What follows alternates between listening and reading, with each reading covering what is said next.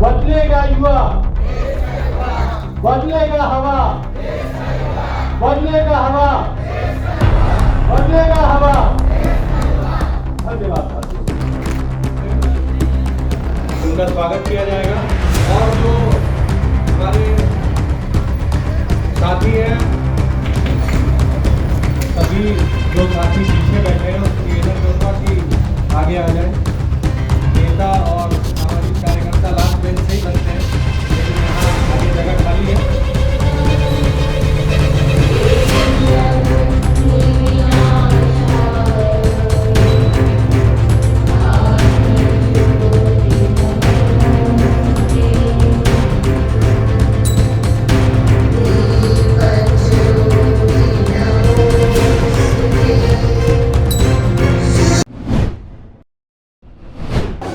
नमस्कार, मैं हूं अनिल पटेल और पंचायत टीवी के माध्यम से यहां आज युवा हल्ला बोल की टीम आई हुई है और देश में बेरोजगारी के खिलाफ जो लोग आंदोलन चला रहे हैं। हमारे साथ अनुपम जी हैं, उनसे बात करेंगे। अनुपम जी, आपने यहां आया, लोगों को मोटिवेशनल स्पीच भी दिया। आपने कहा कि पिछले आगामी एक साल में एक बहुत बड़ा आंदोलन आप लोग बेरोजगारों के लिए करने वाले हैं। जैसा कि कहा कि देश में सब कुछ ठीक है, अमृत महोत्सव चल रहा है, सब कुछ। आपने कहा कि दिक्कतें बहुत हैं लेकिन सब कुछ ठीक बताने की कोशिश हो रही है जी। क्या दिक्कत है पहले ये बताइए और क्या होना चाहिए था? देखिए, मुझे लगता है सबसे जो बड़ी दिक्कत है वो तो है बेरोज़गारी, जिसको मैं मानता हूँ कि आज राष्ट्रीय आपदा का रूप ले चुकी है बेरोज़गारी। और एक आम दिक्कत समस्या भर नहीं रही अब तो बेरोज़गारी जीवन मरण का सवाल है।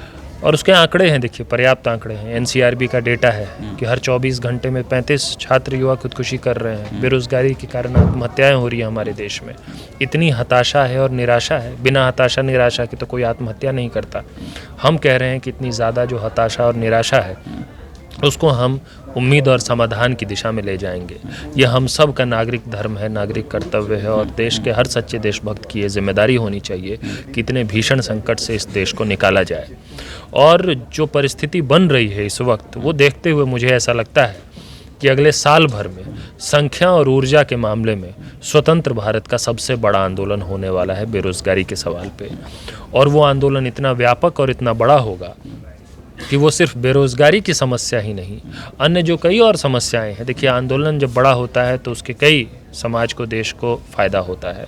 उसका एक फ़ायदा ये होगा कि कई और समस्याएं जो है, जिस तरह से गुमराह किया जा रहा है इस देश में, जिस तरह से आप देखिए आज हम गुजरात में हैं, अहमदाबाद में हैं, गुजरात में हम देख रहे हैं और बाकी अन्य राज्यों में भी देखते हैं। अभी हम बिहार में पूरी एक यात्रा पे थे, आपको जानकारी होगी।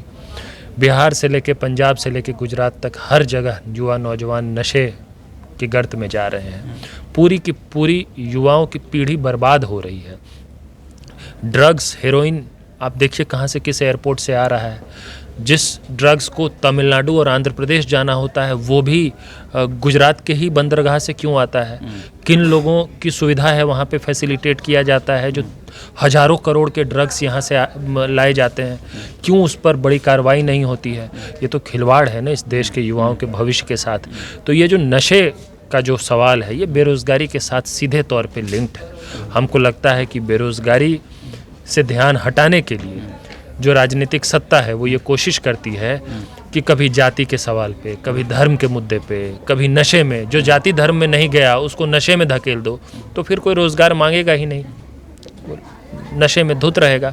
ये स्थिति बन रही है, हम इस स्थिति से निकालेंगे और इसकी हमें उम्मीद दिखती है। आपने हाल फिलहाल में अग्निपथ को लेकर बड़े प्रदर्शन देखे, खासतौर पे उत्तर प्रदेश, बिहार में तो खूब देखा, गुजरात में भी उसको लेकर प्रदर्शन हुए। आपने रेलवे के एनटीपीसी ग्रुप डी को लेकर बहुत बड़े बड़े प्रदर्शन देश भर में देखे। इन सब को एकजुट करने की कोशिश हो रही है। कोशिश हो रही है कि देश का हर वर्ग, युवा हो, महिला हो, हर जात, हर धर्म के लोग हो, वो एकजुट होकर भारत रोज़गार संहिता के लिए, जो हम बेरोज़गारी के समाधान के तौर पे प्रस्ताव दे रहे हैं कि भारत रोज़गार संहिता यानी कि भरोसा, शॉर्ट में उसको हम भरोसा कहते हैं, कि सरकार हमें भरोसा दे, इस भारत रोज़गार संहिता को लागू करे। उसी को लागू करवाने के लिए देश में आंदोलन होगा, उसकी पूरी तैयारी चल रही है। उसी के क्रम में आज हम अहमदाबाद में आज इस भव्य सम्मेलन में थे जिसका आयोजन अर्जुन भाई ने किया। अनुपम जी, खास करके आपने कहा कि हम इतने बड़ा आंदोलन करेंगे, बेरोजगारी है, बावजूद इसके जो केंद्र में सत्ता में है या 27 साल से गुजरात में भाजपा सत्ता में है, वो लोग तो आसानी से जीत जाते हैं। लगता है कि कहीं ना कहीं मोटी जो चीज़ होनी चाहिए, लोगों में जागरूकता होनी चाहिए, उसका अभाव है शायद, इसलिए कभी वो राष्ट्रवाद के नाम पर कि हम राष्ट्रवादी हैं, कभी भारत माता की जय के नाम पर, कभी वंदे मातरम के नाम पर, या कभी हिंदू मुस्लिम के नाम पर कहीं ना कहीं ये डाइवर्ट हो जाता है मुद्दा। नहीं, देखिए, मुद्दा डाइवर्ट होता है ये ठीक बात है, लेकिन मुझे नहीं लगता है कि लोग जागरूक नहीं हैं। और ख़ास तौर पे अभी जब हमारी यात्रा चल रही थी अभी 40 दिनों से, उसमें तो मैंने देखा कि ऐसा नहीं है कि लोग नहीं समझ रहे हैं। आम लोग समझ रहे हैं हर चीज़, उनको पता है बेरोज़गारी, उनको पता है महंगाई, उनको पता है कि ये सरकार फेल हो रही है। देखिए, लोग पीड़ा में हैं, लोग परेशान हैं, लेकिन अगर उसका आपको एक राजनीतिक परिणाम नहीं दिख रहा है, उसके लिए जिम्मेदार लोग नहीं है, उसके लिए जिम्मेदार राजनीतिक दल हैं, राजनीतिक पार्टियां हैं। वो जिम्मेदार हैं जिनके ऊपर ये जिम्मेदारी थी कि वो लोगों की पीड़ा को चैनलाइज करें। तो आप कह सकते हैं जो विपक्ष के दल हैं वो जिम्मेदार हैं इनके, जो इस पीड़ा को, इस परेशानी को एक स्वरूप नहीं दे पा रहे हैं। हम तो देख रहे हैं ना सड़कों पे आंदोलन क्यों हो रहा है, लोग परेशान हैं तभी तो हो रहा है। हम लोग आंदोलन करते हैं तब तो हो जाता है। अब हम कोई राजनीतिक पार्टी, राजनीतिक दल तो है नहीं, हम चुनाव नहीं लड़ रहे हैं, तो हमारा तो काम नहीं है कि हम चुनाव में किसी को हरा दें। लेकिन जिनका ये काम था, जो बड़ी बड़ी पार्टियां हैं जिनके पास खूब संसाधन है, वो नहीं कर पा रहे हैं, तो ये उनकी जिम्मेदारी है। इसका मतलब ये नहीं कि लोग नहीं समझ रहे हैं, लोग सब समझ रहे हैं, पब्लिक सब जानती है। पब्लिक की जो परेशानी पीड़ा है उसको चैनलाइज करने की ज़रूरत है, और वो मुझे लगता है कि ये आंदोलन जब राष्ट्रव्यापी होगा, इससे उन चीज़ों पर भी सुधार होगा। आपको लगता है सब कि व्यवस्था बदलेगी तभी ये सभी चीज़ें हो सकती हैं, और व्यवस्था बदलने के लिए आंदोलन जरूरी है? बिल्कुल, हर बार जैसा कि मैंने बताया, युवाओं की जिम्मेदारी हम सबकी भी जिम्मेदारी है, और इस व्यवस्था परिवर्तन के लिए ही हम लोग ये पूरा कार्यक्रम कर रहे हैं कि युवा आगे आए, अपनी जिम्मेदारी को समझें, और इस भरोसा जैसी चीज़ को, जो सॉल्यूशन है बेरोजगारी जैसे आपदा से निपटने का, उसको जन जन तक ले जाएं। खास करके जो आपने कहा, जो भरोसा जो आपने बात कही है, वो कैसे, जैसे भाई साहब ने कहा कि हम खाली समस्या नहीं बताते हैं, हम सॉल्यूशन भी बताते हैं। तो सवाल यही आता है कि सरकार आपकी बात क्यों माने? सबसे बड़ी बात यही है ना, क्यों माने आपकी बात? वो तो बोलेगा आप चंद लोग हो, जाइए इलेक्शन लड़के आइए आप, और फिर आके बदलाव करिए।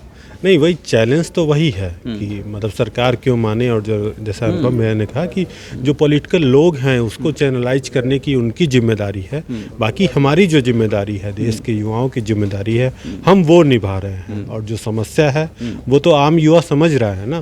दुनिया के सबसे युवा देश केवल कागजों और आंकड़ों में नहीं है, हम वाकई में हैं, और हम लोग उस मुहिम को आगे बढ़ा रहे हैं। युवा हल्ला बोल के माध्यम से, अर्जुन भाई के माध्यम से, यहाँ गुजरात में और तमाम राज्यों में आप पता करेंगे तो तमाम राज्यों में हम इसी कोशिश में लगे हैं कि जो 65% आबादी है, जिनकी ये जिम्मेदारी बनती है और जिनके लिए ये सारा काम हो रहा है, वो आगे आए और इस मुहिम को आगे बढ़ाएं।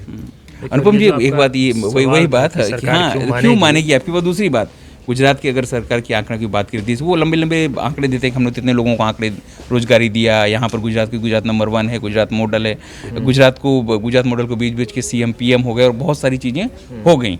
लेकिन आप लोग का मुद्दा वही है कि बेरोजगारी की जो समस्या है वो उसका कोई समाधान जी। देखिए, ये तो प्रोपेगेंडा है। हरियाणा में हरियाणा नंबर 1 बताया जाता है, उत्तर प्रदेश चलिए, वहाँ पे उत्तर प्रदेश नंबर 1 बताया जा रहा है, तो यहाँ पे गुजरात नंबर 1 बताया जा रहा है। वो कोई दिक्कत नहीं है, वो सरकारें हैं, पार्टियां हैं, वो अपना प्रचार करती हैं, वो करें।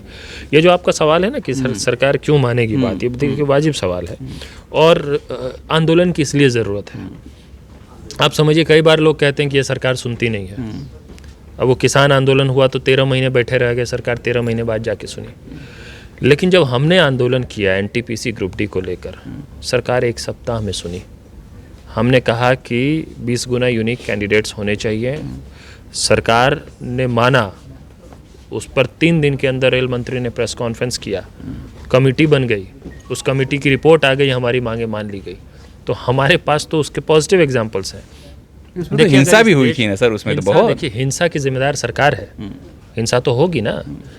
अगर आप किसी के धैर्य का इतना इम्तहान लें और उसके शांतिपूर्ण आंदोलनों पे कोई प्रतिक्रिया ही ना दे, कोई जवाब ही ना दे, तो वो यूथ जो 18 साल 20 साल का है, वो पॉलिटिकल थोड़े ना है, उसको धरना करना नहीं आता है, उसको ये नहीं समझ में आता है कि वो अपना आक्रोश कैसे व्यक्त करे।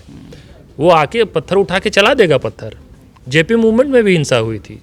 तो मतलब आप ये चाहते हैं कि सरकार के ऊपर तो कोई जवाबदेही ना रहे, लेकिन सरकार से सवाल पूछने वाले लोग जो हैं उनके ऊपर सारी, वो ऐसे करें, वो ऐसे लड़ें, वो ये ना बोलें, वो ना करें। सरकार कुछ भी कर सकती है, सरकार लाठी चला सकती है, सरकार किसी निहत्थे अकेले छात्र के ऊपर 5 पुलिस वाले जो है लाठी चला सकते हैं, वहाँ कोई दिक्कत नहीं है। लेकिन कोई आंदोलन कर रहा है तो वहाँ पे हिंसा हो गई, तो अब जो है सो आंदोलन, भाई हमारा सवाल गलत है ये सरकार बता दे ना, हमारी मांग नाजायज़ है ये बता दे, उस पर हम बहस करेंगे। हिंसा हुई, आप जांच करिए क्यों हिंसा हुई। हमने हिंसा नहीं करवाया, हमने किसी को प्रेरित नहीं किया, हमने तो हिंसा ना हो हम उसकी कोशिश करते रहे हमेशा, उसके बावजूद उसमें हिंसा हो गई। हमें तो लगता है आपने हिंसा करवाया, सरकार ने करवाया। तो हम हिंसा के सवाल पे कभी भी डिफेंसिव पे नहीं आते हैं, इसलिए नहीं आते हैं क्योंकि हम देखिए गांधी जी से प्रेरणा लेते हैं, वो नाथूराम गोडसे से प्रेरणा लेते हैं। कम से कम हिंसा और अहिंसा वाले सवाल पे इन लोगों से तो कम से कम हम डिफेंसिव नहीं होने वाले। मतलब ये कि मैं मान सकते कि 1 साल में आपका आंदोलन जो है वो युवाओं के लिए रहेगा। बिल्कुल होके रहेगा। यह देश इस वक्त जो शांति है ये तूफान से पहले की शांति है, और यह आंदोलन इतना व्यापक और इतना बड़ा होगा कि आज जो राजनीतिक लोग, जो राजनीतिक पार्टियां नहीं समझ पा रही हैं या नहीं देख रही हैं, वो कल को इस आंदोलन के बाद वोट नहीं मांग पाएगी अगर इस आंदोलन से अलग रहीं या इस आंदोलन का विरोध किया। तो इतना बड़ा आंदोलन होगा। निश्चित तौर पर जिस हिसाब से पूरे देश में एक माहौल तैयार किया जा रहा है, युवाओं को जागरूकता किया जा रहा है, खास करके रोजगारी के लेकर, सीधे तौर पर हल्ला बोल टीम वो जो गुजरात में है वो स्पष्ट तौर पे ये कह रही कि 1 साल के अंदर बड़ा आंदोलन तैयार होगा, और उस आंदोलन में अगर कोई राजनीतिक पार्टी जो अछूती रहती है तो वो लोगों के पास से जाकर वोट नहीं मांग सकेगी। सहयोगी जितेंद्र बारोट के साथ अनिल पटेल, पंचायत टीवी, अहमदाबाद।